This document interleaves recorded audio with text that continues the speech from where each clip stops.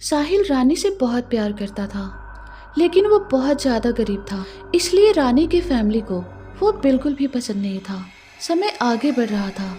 कुछ दिनों के बाद रानी की शादी एक बड़े बिजनेसमैन से हो गई और जब ये खबर साहिल तक पहुंची तो वो गुस्से से पागल हो गया और उसके सर पर खून सवार हो गया।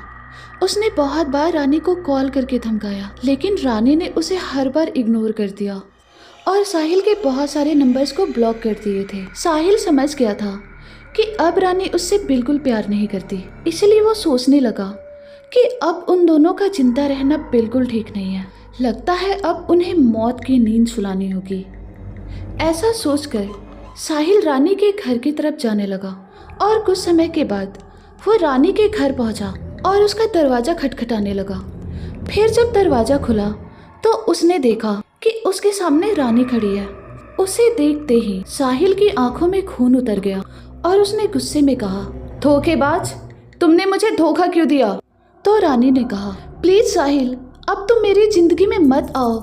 अब मेरी शादी हो चुकी है, प्लीज मुझे जीने दो।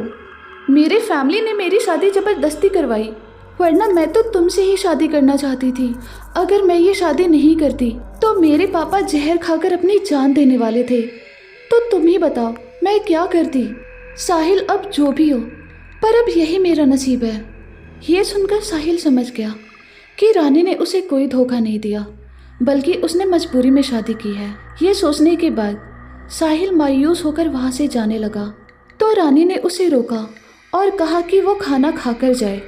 तो साहिल रुक गया और थोड़ी देर के बाद साहिल ने वहाँ खाना खाया।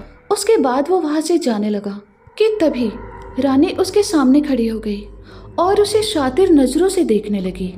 उसके बाद उसने कहा, अब तू मरेगा साहिल।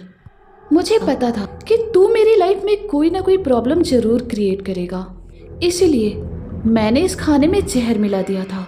इतना सुनने के बाद साहिल कुछ कहता उससे पहले ही जहर ने अपना असर दिखाना शुरू कर दिया और कुछ देर बाद ही तड़प तड़प कर साहिल की मौत हो गई। साहिल की मौत के बाद रानी की जिंदगी में अब सब कुछ ठीक चलने लगा था। ऐसे ही दिन बीतते गए। एक बार रानी अपने घर पर बिल्कुल अकेली थी और उस समय रात के 12 बज रहे थे और वो रात अमावस की रात थी। उसके पति आज घर पर नहीं थे क्योंकि बिजनेस के सिलसिले में वो आउट ऑफ टाउन गए थे। इसलिए डिनर करने के बाद रानी अपने कमरे में सोने चली गई।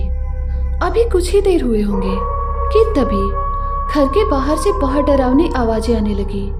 ये सुनकर रानी बहुत ज्यादा डर गई और वो अपने पति को फोन करने लगी कि तभी अचानक उसके सामने साहिल आ गया। उसे देखकर रानी बहुत ज्यादा डर गई और उसने चौंकते हुए कहा, साहिल, तुम तो उसी रात मर चुके थे ना, तो तुम यहाँ कैसे? इस पर साहिल ने कहा, हाँ, मैं मर चुका हूँ, पर तुम्हें मारे बिना मुझे मुक्ति नहीं मिल रही है, इसलिए मैं बदला लेने आया हूँ। ये सुनकर रानी को अपनी मौत साफ नजर आने लगी। उसके बाद साहिल ने हमेशा के लिए उसे मौत की नींद सुला दी और फिर उसे मुक्ति मिल गई।